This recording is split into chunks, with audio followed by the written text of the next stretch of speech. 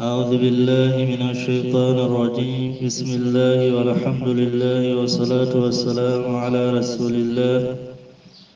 وعلى آله وصحبه أجمعين. ما بعد، حرصا وإن تفسير القرآن الكريم قرآن ذلك تفسير من يسون كم قلنا لنكي وتابع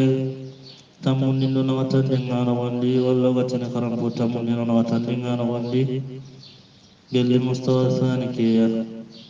ونقوى قل آية تنسجن دون من سورة البقرة قلنا يغرم فيكم من سورة الله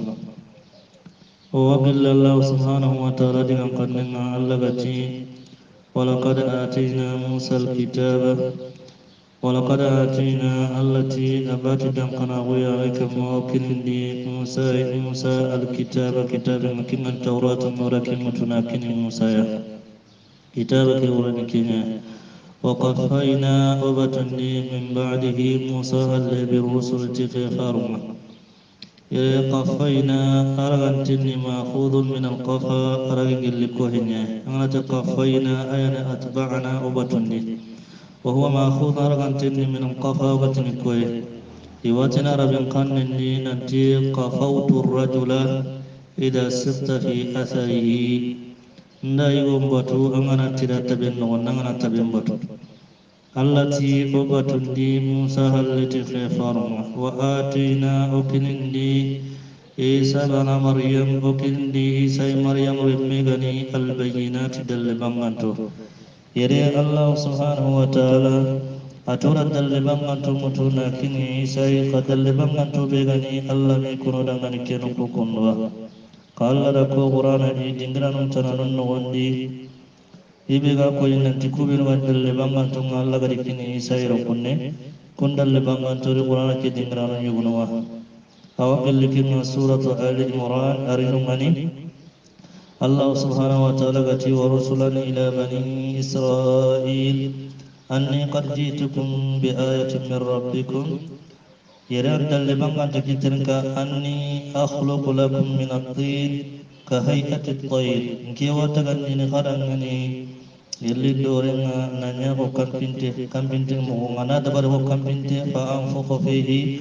نافوتا الذي فيكون طيرا بإذن الله أنا كم بنتي نتال المدنين أنا تكيني كافي الله سبحانه وتعالى قروتنا كني عيسى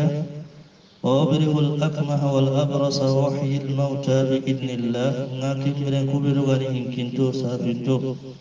ngaku suraga naku sujara ngakara hurun bila nitalla dungenyen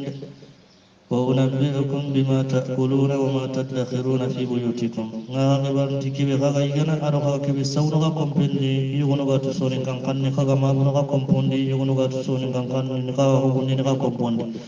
ngaga bar tukua anga dukuni kafir ne Allah subhanahu wa ta'ala gari utuni kini Isa ya idan kinya ni ro kunne Allah tan ngana ma ko ro kunne kawra dalil bangan tukua ni kibe gitu di bangan nan dari surah Quran no surah tan no gondi Allah jawa atina kindi Isa ibn Maryam megan Isa bin Maryam kindi Isa Maryam megan al bayinat dalil bangan tunga وأيدناه ورغنا سمني بروح القدس جبريل سنن هي تفسير كده diga mutana ni be ga koy nanti bi ruhil qudus tiyum ki senne ora isa sembenni tikinga ariya nanti qari ti jibril senne nga akira ni ho san tinga tafsir ndaro maga goni na koy nanti murad naro jibril wa bona to te aya mutana no be qur'an kin gondi hibinu gara kimbang andora nanti murad naro jibril senne ki ay والله سبحانه وتعالى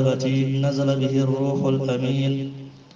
شعراء نقول قولين أنتي جبريل سنك يا القرآن كنا ينككتم أرى الله سبحانه وتعالى فأرسلنا إليها روحنا ورو كم جبريل خيكتا مريم يا جاء ورا فمن أنتي نقولني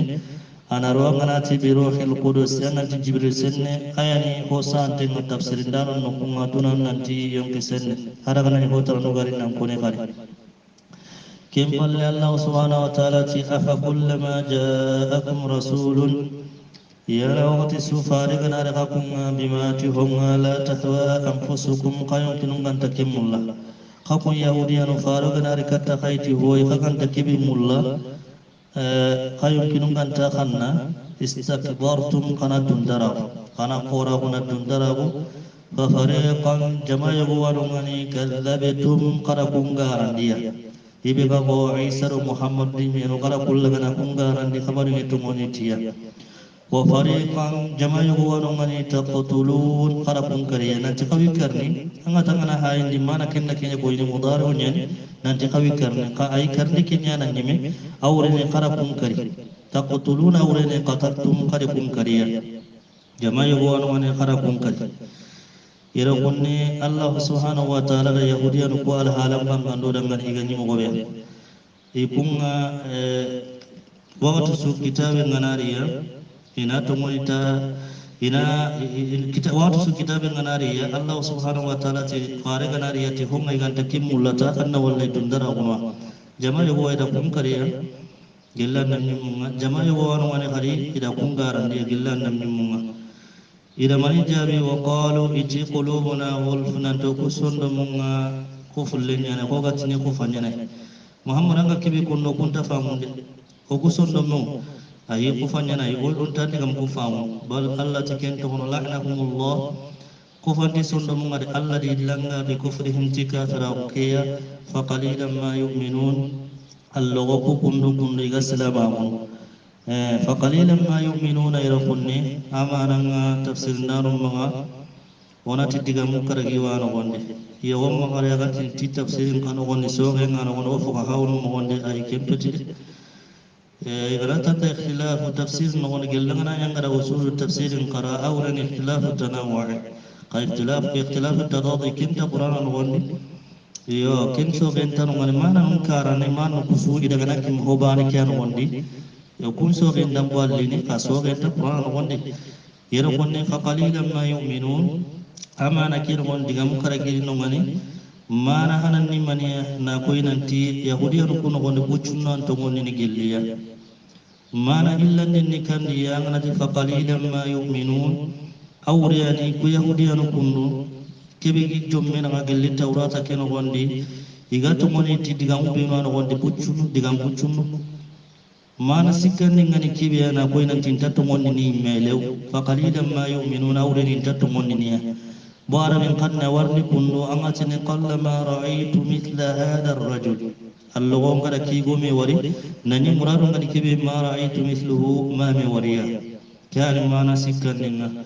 mana ngatan ngani kebe nanti fa qalilan ma yu'minun awdani itumuni ti wa itumuni ucinna gilli waqatun wallah subhanahu wa ta'ala kimba ngandura qur'ana kimmen wonde gari ali imran wondi yahudiyan kuti aminu itiqatumunni billadhi tihunga unzila igarakin yang kandi ala alladhina yammun kama amanu kubir gatumunni wajhan nahari kiyen giyanunga awre gatumun soba nganelleng kana kafira walla nellek soba yoro soba kana kafira idan timbire jaga ke faqalilan ma yu'minun aw ke khawtu mana karagan ngani kebe fa qalilan ma yu'minun awrini tumunde nyaroen tumunde maga fa imanuhum qalil tumunde logoro enyen ma ke bona to tira bunne fa qalilan ma yugolti ma ke ko tonne nyawrene fa qalilan yu'minun bucinnan tumunde gelli anda famnan ko mana no karegi ko sudiro ke dingra be pundo gara konan dairan kunne Allah subhanahu wa ta'ala gati fa qalilan ma Allah yu'minuna kugatumonni mana hanan nikandiya oti man nukaragi way mana hanan nikandiya fa qalilan ma yu'minun bucunnan tumondi nigelliya mana illan nikandiya fa qalilan ma yu'minun igatumonni tikkibe ak kitte kenga tawrata ke digam belu gar woni gatumonni tihibe onnu ina kutte ke stokono intadu tumondi tikenga mana sikandi ngani kibiya fa qalilan ma yu'minun intatumonni ni mefew angati fa qalilan ma yu'minun awren intatumonni ni mani sabu dangani arabin qanna warni watini qalla ma ra'aytu mithla hadha ar-rajul nanya muraduni amma dima wallah lew kame wallah natanni mani fa qalilan ma yu'minun ina ucinna tumundi nyen itumundi ucinna itakem pallena sabiru halle ko gara kendalle ko natari Allah subhanahu wa ta'ala gati aminu billadhi yahudan ko ke ponde ikapalle mun nataka tumundi kyo ma unzila ala alladhina amanu wajhan nahar mana karagan dingani kibiya nanti قاتمون فقليلا ما يؤمنون الله يغتمون نورني فإيمانهم قليل إتمون دين يروغن نسمنا إليها فامي كتانيا من تغير قنك النغني كم قال الله سبحانه وتعالى ولما جاءهم كتاب بلم كتاب غري يهوديا نقويا من عند الله ننجل الله نقوم مصدق كي كتاب غني ما جمانا لما هن معهم كينغا كايني توراة كتاب كي غرينا قرآن كي غرينا هيونو كوني إبيانا توراة كي رجل فارما ومتونما وكانوا يكوني من قبل وكاني إني ما يدبرني يستفتحون إني ديمان دي مورين أنا على الذين يمون كما كفروا كبنوا كافروا فلما جاءهم ما عرفوا برنغا غريا هم غير كنتو كفروا به كافروا تكين كين فارما وتي كافروا تي فلعنة الله الله نعم الله تنتنا ما الله لنغندنا على الكافرين كافر مكمل الله لنغندنا كافر مكمل نهون تنني كافر وتكين الله سبحانه وتعالى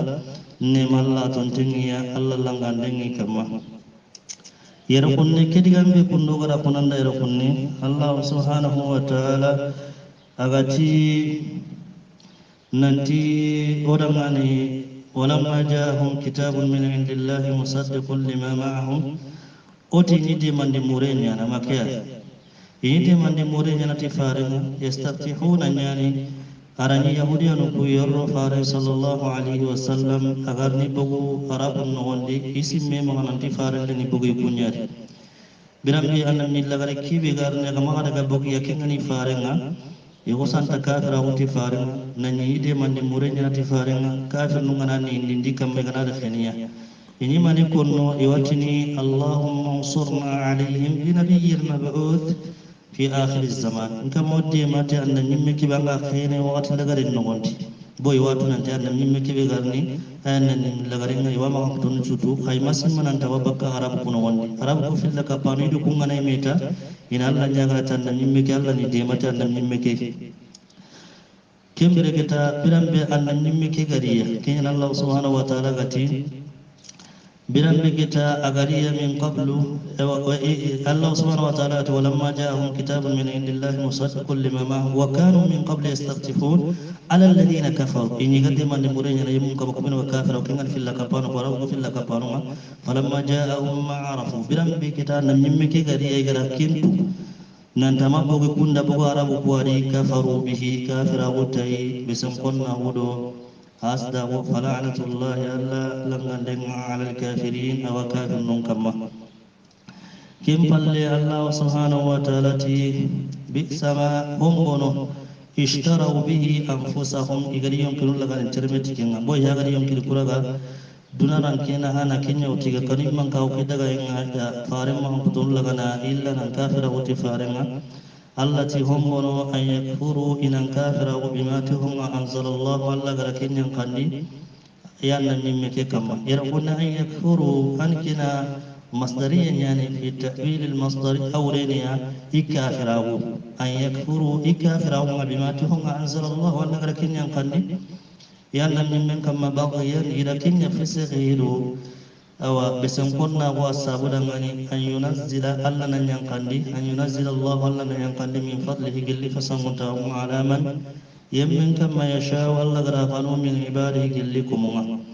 faba'u isagi bi ghadabin tibutte ala ghadabin butte kama walil kafirin alla tawakafirun dangane azabun yang angkatai muhinun yang angkata kibigan yang angkatarun logonte ya يرقننا هاين يرقن الله سبحانه وتعالى غتي بئس ما اشتروا به انفسهم بئس ما هم اشتروا به انفسهم غريهم كل غنا ترمتكن يرغنا هاين دي بئس ارو النعمه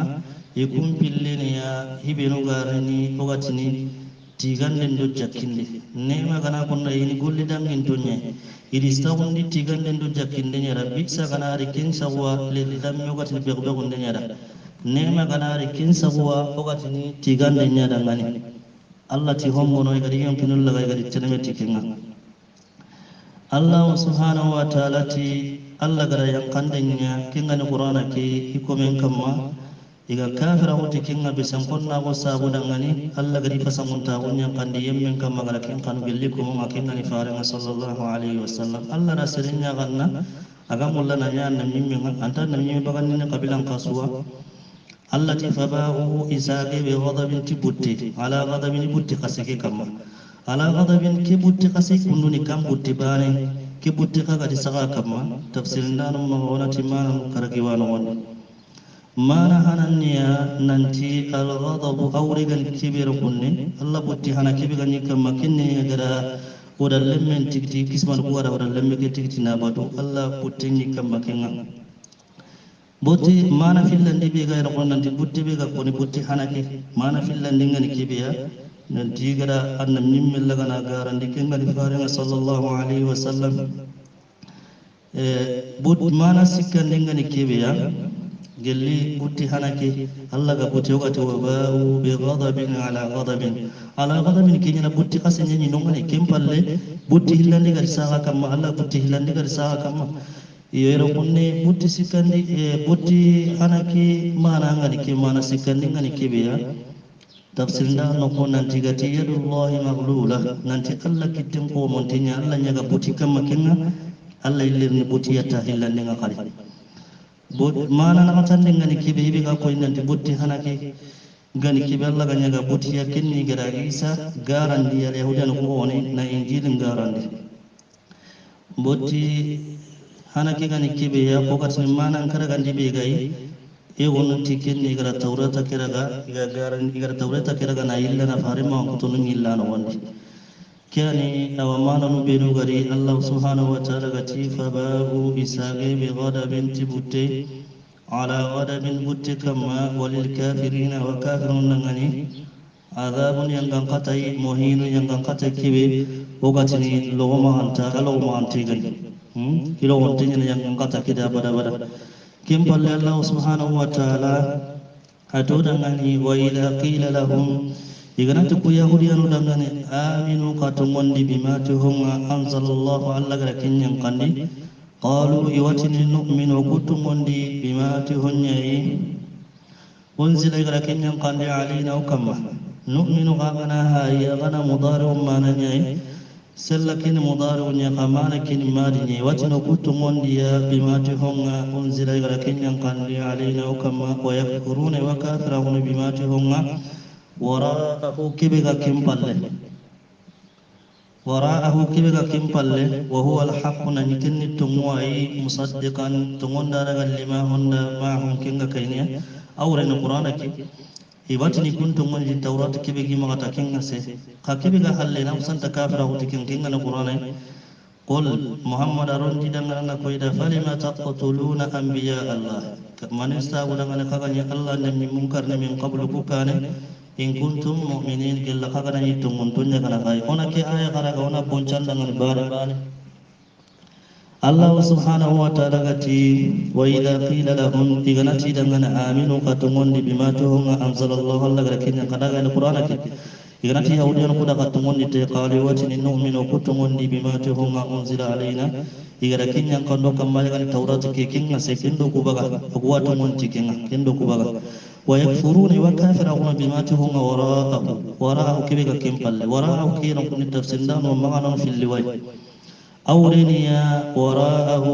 آياني كمبلنا بما سواه ويبغني توراة كتنانا وكافرون تكينا وراءه أورينيا سواه أتنانيا سواه أتنا وكل قرآن نغند الله سبحانه وتعالى في سورة النساء نغندي وحل لكم ما وراء ذلكم ودغان دي غدغان يبغاني كو يغرو تنانا يا الله غرا كبان دي يغرو بينو كبان دونغا سريما كم فلاتو حل لكم ما وراء ذلكم جاب وراء ريا سوى ذلكم يبغاني كو يغرو كوندو تنانا يرا كون جاوي غاتي الله سبحانه وتعالى غاتي ويكفرون بما وراءه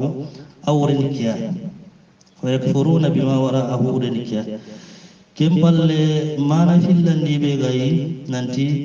ويكفرون وكافرون بما تهم وراءه كبغا كمبل أورن بما بعد الذي أنزل عليهم الله غير كبي ينقني كما كتاب بغا كمبل كتاب كمبل كافرون تكني da gara kuma na mafilli koyi wara kida halli koyi wara da siwa koyi kinyani Allah ti wa yakfuruna wa kafiruna bima hum wara'ahu kinga ni qur'ana ke tananga wara'ahu kinga ni kibi gari qur'ana ke king wara'ahu kinga ni taurat ke tananga wara'ahu kinga ni taurat ke halle jaga ko hilli su awisu Allah subhanahu wa ta'ala ti wa huwa nani qur'ana ke kun wa huwa nani qur'ana ke al-haqq tumunya musaddiqan tumunda nagani ke qur'ana lima hunna ma'ahum kika kaini boyga ma kutunu benuga Allah farin sallallahu alaihi wasallam taurat ken gondi qur'ana ke na nille kunya bangandi kumbang kun ma kutu barano na qur'ana ken gondi kembira Allah subhanahu wa ta'ala hay ku bewunu iga nyambolle be kama iga titumunne na koina timatu monde Allah te kul Muhammad akuni dan naronida falima taqtuluna anbiya Allah man sabura kaga dan mimmun karimin qablu kukana in kuntum gilla kaga ni mu'minuna mu'minun yaga na gaisu kaga ta kuntum monde khatu monde ki kana yaga wasru gaisu man ne sabura kaga kaga dan mimmun kal yera kunne jabaron yani iga titi nu'minu bima unzila alaina agana higa tumunde su tumunde ke kana sobenye itumunde ke kana ya santenya gani angatu kinda ko inanti awa tumunde ke nda kaweni nyamar nanti nanna mimukari igilli kan tumunti taurat ke su hi haban kuri kisman kusu igan tumunti taurat ke su imanya nan mimukar akinda ko inanti tumunde mbala umati taurat ke kingen sigi gara annam mimukar kini jabaru ngati gamenya dangani nanti muhammad ko idangani gella kakku ngananya kaka tumondi ya su hombono kembele nga katumondi ke kada kanya mari kenya Allah ti falima taqtuluna anbiya Allah akoy da nanti gella ganani kakku ngati katumondi ya qul arondida anna koy da falima taqtuluna anbiya Allah mani dangana kaka Allah ne min mulla gana kaka kunkar ne min qablu kukana in kuntum gella kaka mu'minun ya kana hay mani sabuda kaka dan min mulla gana kari gella gana mu'minun nya kana hay kenda koy nan ta kama to monde amen kagel ligan to monde su kadda ne min ko gana ka kun karne angato yero kunne kira sagan ni kama na koy nan ti imato mondiya be wondiya ni ke idangani na koy nan ti imato mondiya igel ligan to monti honga tawratan do kingare su imani annam min mun karne bo tawratan ntinya mar nan ti karan nan min mukari tawratan tinya man nanti ka garandi karana ni mulla gani garandi kenda ko nanti itu monde kibe ga konno garanya ima to monde kem palla Allah subhanahu wa ta'ala ti wa laqad ja'akum Musa bil bayyinat Allah subhanahu wa ta'ala ti Musa ga itidal bangan tunga Musa ga itidal bangan tunga Musa karo dal bangan to benu gadi ama puniran kunne akon yahudiya no Musa re kai abati dan kana goya re kamati dalle bangan to kun dalle bangan to ma kon yero kunne qadalle bangan to puri qur'an dingna taranwa dingna tan bangan to gani aya ni dalle bangan to ku na ko nanti kenya Allah gara hinu ku beno kabikini Musa kora bai tin tafsir dan ma diga mu fil diwanu mani hibi gan dalle bangan te ke hon aya wa nanti kibi gal lahil kibi Allah fakin wonna Allah gara Allah kibi kin Musa gelle halalen do haramin ay wannan tidalle kafin kuma no kabi Allah subhanahu wa ta'ala gari wutune kini Musa ana rokin dalle banganto wonati yebo ke kusuri qur'an wonni bi gan dalle banganto Allah gari kini Musa iga bunya Musa ni fakun yahudiyan no tidalle banganto ma way bunyu gono konnan nan tiri qur'an dingran no gono gara kumbangando dangani awagil likinga kafirun kabiya Allah gada kunkini Musa di gari kacciya Allah subhanahu wa ta'ala gati fa arsalna alayhim at-tufana wal jarada wal qummala wad dafadi'a wad dama ayatin mufassalat jaga kimbele kuka nukari kunno Allah subhanahu wa ta'ala kunkini Musa aywan qari Allah subhanahu wa ta'ala gati fa alqa asahu fa idha hiya thu'ban mubin ونزع يده فإذا هي بيضاء جاء ولا قامن تي موسى كتكي كان كان كافي يغوي موسى توكي كان كان كافي يغوي موسى الله سبحانه وتعالى كان موسى غاري كتيا أيوة الله سبحانه وتعالى تي فأوحينا إلى موسى أن اضرب بعصاك البحر فانفلق jaga ora famu nanti Musa kuma kibe agar hangin kadutai kusuni kafinne Allah subhanahu wa ta'ala gari kini Musa kata Yahudiyan kuwa bani Israel kuya kana Allah ce wala qad ja'akum Musa takai kata ghaibil bayyinati dalliban antunga thumma attakhadtum al-ijla kudalliban antu suhal qaragandi maniya kingan hudallemme min ba'dihi Musa halle wa antum qakum adh-dhalimun to nyamundaru nagai tikin golle nyenga ثم اتخذتم العجل من بعده كبيغا كونيرو كوني كندوا الله سبحانه وتعالى تي ساغي خرغاندي موسى دغه پله خرماني رغا كينغان ودالم دمير كي يونتا ساغي كتا موسى كينغان من بعده يغونتي من بعده دلكي ساغي كتا موسى ريكيا موسى دلبان دمير كي ساغي كتا كني قالت ولقد جاءكم موسى بالبينات جاءكم كده دمير بيغاغت من بعده كده دمير كده هاي قلنا انت سايكتا ولقد جاءكم موسى يقولون قات اي اساكتا من اول موسى دغ حل جاء كبر الله وسون كسوانات ولقد جاءكم موسى دغ بالبينات دلبان انتم ثم اتخذتم العجل ساخر ودل من تيت من بعده موسى دغ حل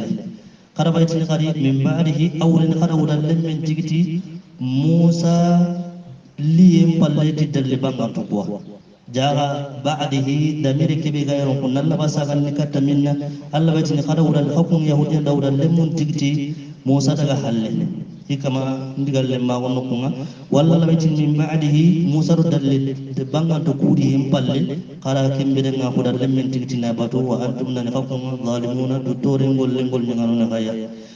كم بل الله سبحانه وتعالى وإن أخذنا ميثاقكم برن سما وغرا حقكم يهودي الخروات سما وغرا غندقا كسمان قويا إلى لقتنا ورفعنا هورجن فوقكم كما كان لها بنقورا جدنا خذوا ما أتقدمني كسمان قويا غني خرجان هم آتيناكم وغرا كنتنا غيب قوة تسمع واسمعوا كان مجي قالوا تي سمعنا ومجي وعصينا ورانكوتا كما نمون قوارن كوبانغان دangane rakunne وشربوا إيرون ديا من نعم ديا في قلوبهم سنم قال إلى كن يغن هدى من قنين بكفرهم تي كافرهم قل محمد أقولي دangانتي بسما يأمركم به هم بنو كنتم نينغر خنيا مركنا إن كنتم إيمانكم كنتم نينغر خنيا مركنا إن كنتم جلها كنا مؤمنون خغني تمنتون يسوع هم بنو كنتم نينغر خنيا مركنا يا إيركني الله سبحانه وتعالى غتي قل إن كنتم كنيا نيركني أرنيورا كن تفسيرا دعاني خاوري نيركني أوغا دعاني تفسير كبي بندو أرني بانغي ركني الله سبحانه وتعالى غتي